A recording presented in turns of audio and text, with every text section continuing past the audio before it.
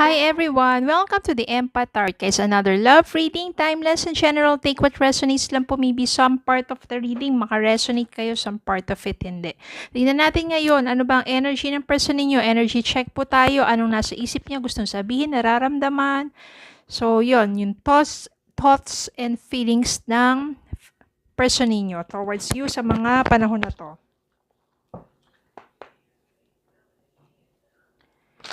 Spirit guys, send me messages. Anong thoughts and feelings ng person nila towards them sa mga panahon na to? Ano ba yung mga nais nilang sabihin, nararamdaman? May contacts, walang contacts, matagal nang maghiwalay, or LDR man yan, or kung ano pa man, ano bang thoughts and feelings ng person nila about them? Anong nais sabihin? Okay, isa pa po.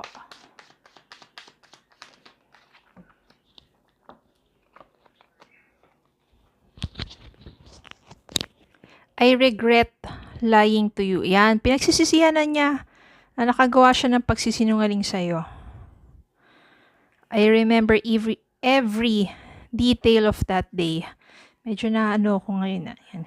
I remember every detail of that day. I knew exactly what I was doing.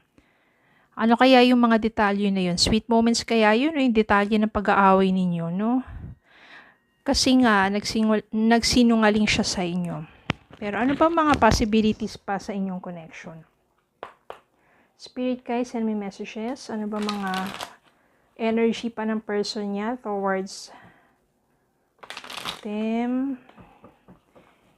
And possibilities? Or kaganapan? Ano pa ba mga pwedeng mangyari sa connection na ito?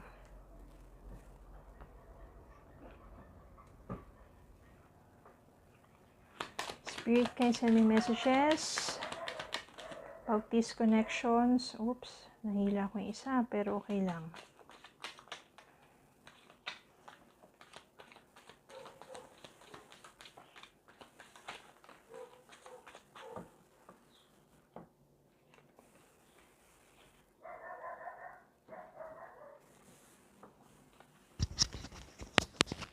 Eight of Cups.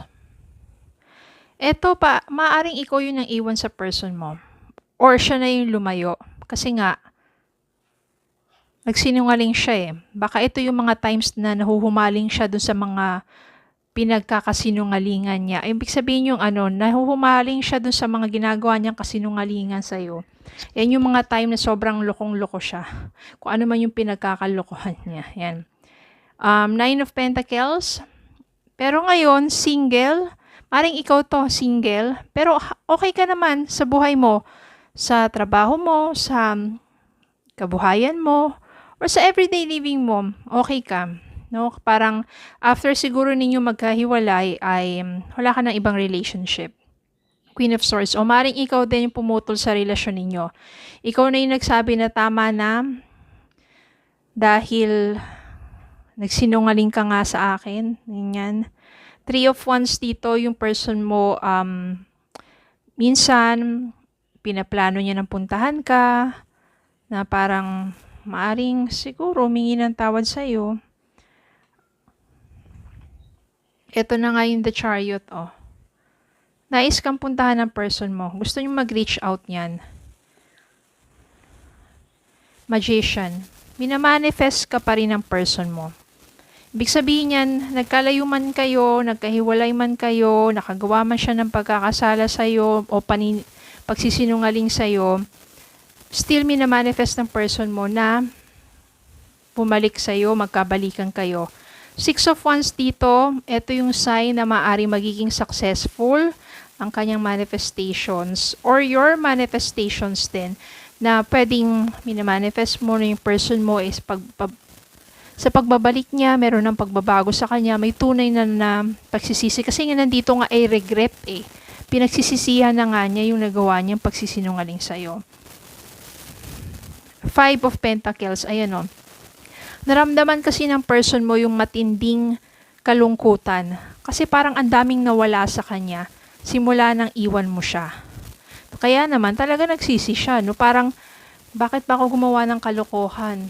Bakit pa ako nagsinungaling doon sa taong nagmamahal sa akin? Ngayon, nang pinutol mo yung connection ninyo, ayan, doon niya naramdaman yung matinding loss, 'di ba? Parang hindi naman na ano yung sabihin natin, yung ginawa niyang kalokohan, hindi naman siya nag-prosper doon. Tapos nawala ka pa sa buhay niya. Yan doon. Feeling niya, sobra talaga, ang laki nang nawala sa kanya. Three of Pentacles, gusto na niyang i-work out ang inyong connection. Gusto na niya talaga maging maayos ang lahat. Ito yung Moon, oh. Ito kasi yung before na parang ang dami niya talagang mga lies sa'yo. Yung mga hidden truths. Yung pag tinatanong mo, di ba, ang daming mga, pagde-deny. Yan. Six of Swords. Pero ikaw naman, sinusubukan mo nang mag-move on sa inyong dalawa. At nagpapakayaman ka na lang or pinapaunlad mo na lang ang sarili mo.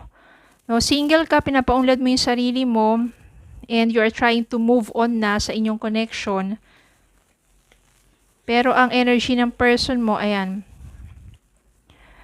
nais na niya magkaroon ng give and take relationship. Masuklian yung pinapakita mong pagmamahal sa kanya.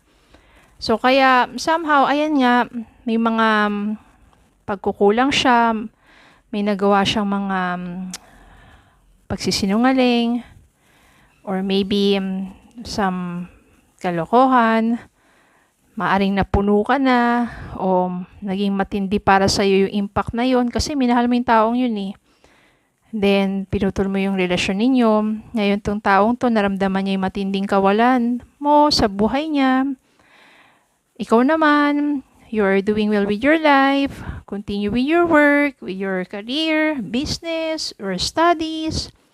You're trying to move on na, pero tong person mo is nagmamanifest na muling bumalik sa'yo.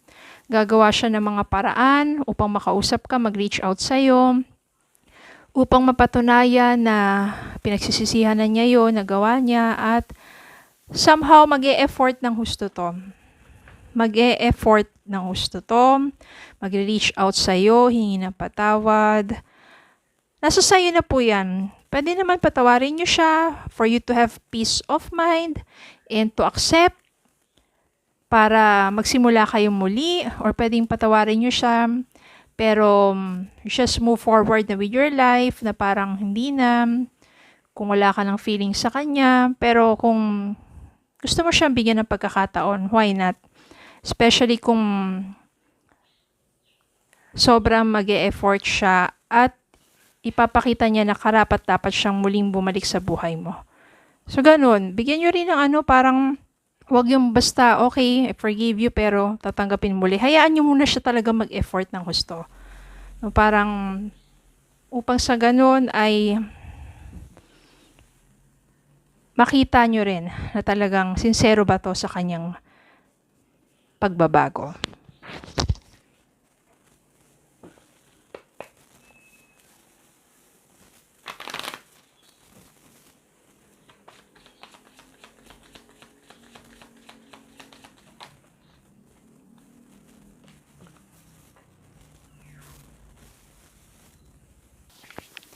So, ito yung lumabas. Ito yung message para sa inyo. Stay optimistic about your love life. Positive thinking and faith will bring you romance. Pwedeng romance with this person. Kasi stay optimistic na talagang tunay siyang nagsisisi, nagbabago, mingi ng tawad, nag-e-effort. Talagang upang pakita niya na deserve niya ng second chance. So, stay optimistic that there will be new beginnings between the two of you.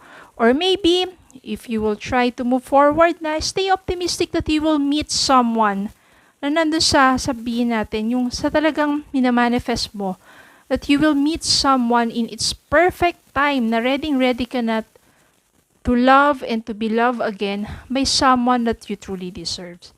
Okay? So, pero dito, malakas ang energy na magkakaroon kayo ng panibagong simula ng person na to. Ayan o, positive thinking, faith will bring you romance with this person. Kahit na tinatry mo mag-move on, Since etong taong to, sobrang gagawa ng paraan na muling mabalik ka, muling mawin ka, muling mawin ang puso mo. No, parang liligawan ka niya ulit, paparamdam niya sa'yo na yung bagong siya. At mafe-feel mo yun. No, mararamdaman mo na iba na to sa dating siya. At why not, maaring ma-inlove ka ulit sa taong ito. Diba? So, maganda naman yung energy. Ganun, may mga lessons in life. Ang pinakamahalaga, yung panibagong simula. Diba? So, yun lang po. Maraming salamat po for watching. Please don't forget to like, share, comment, and subscribe. Follow me on Facebook and TikTok. Have a good day po and God bless.